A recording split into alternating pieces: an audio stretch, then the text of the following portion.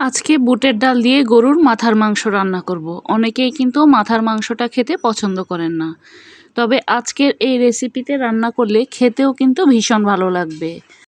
ভিডিওটি শুরু করে থাকলে লাইক, কমেন্ট ও শেয়ার করতে পারেন। তৈরি করার জন্য আমি এখানে 2 কেজি মাথার মাংস নিয়েছি, আর 250 গ্রাম বুটের ডালকে আমি 1 ঘন্টা ভিজিয়ে রেখেছিলাম। প্যানের মধ্যে আমি এবার তেল দিয়ে দেব 2 মুঠের মতো পেঁয়াজ কুচি, এলাচ, দারচিনি, তেজপাতা ও লবঙ্গ, দিয়ে দেব স্বাদ মতো লবণ।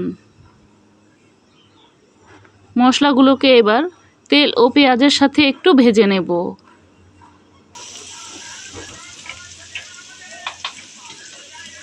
পেঁয়াজটা কিছুটা নরম হয়ে আসলে দিয়ে দেব 2 টেবিল চামচ রসুন বাটা, 2 টেবিল চামচ আদা বাটা। এবার মশলাগুলোকে একটু ভেজে নেব যেন কাঁচা গন্ধটা না থাকে।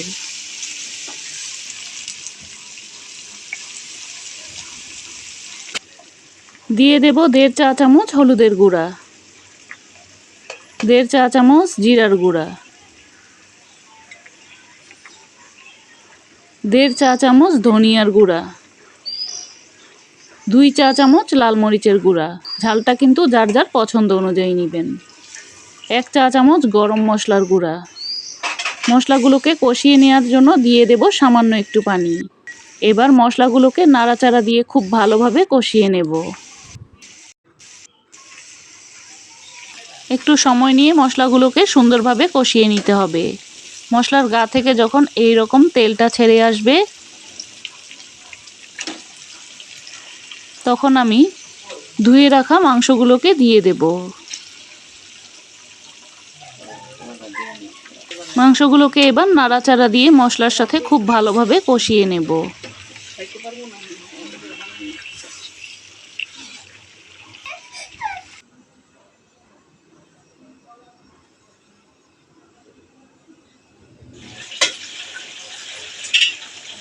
এবার ঢাকনা দিয়ে ঢেকে দেব। চুলার আঁচটা কিন্তু আমি মাঝারি হিটে করে রেখেছি। কিছুক্ষণ রান্না করে নেওয়ার পর দেখতে এই রকম হয়েছে। মাঝে মাঝে কিন্তু আমি একটু নাড়াচাড়া করে দিয়েছি। একটু সময় নিয়ে এই মশলার সাথে মাংসগুলোকে ভালোভাবে কষিয়ে নিয়েছি।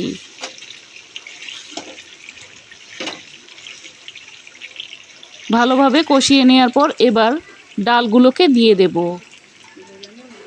চাইলে এখানে ডালের পরিমাণটা আরও বাড়িয়ে দিতে পারেন, তবে আমি আজকে কম করেই দিয়েছি।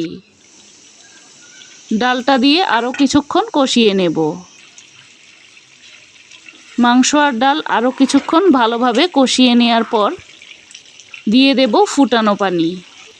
ফুটানো পানিটা দিলে কিন্তু মাংসটা খুব তাড়াতাড়ি নরম হয়ে আসবে, খেতেও কিন্তু ভালো লাগবে। ফুটানো পানিটা দিলে মাংসের ভিতরটা একদম সফট হয়ে যায়।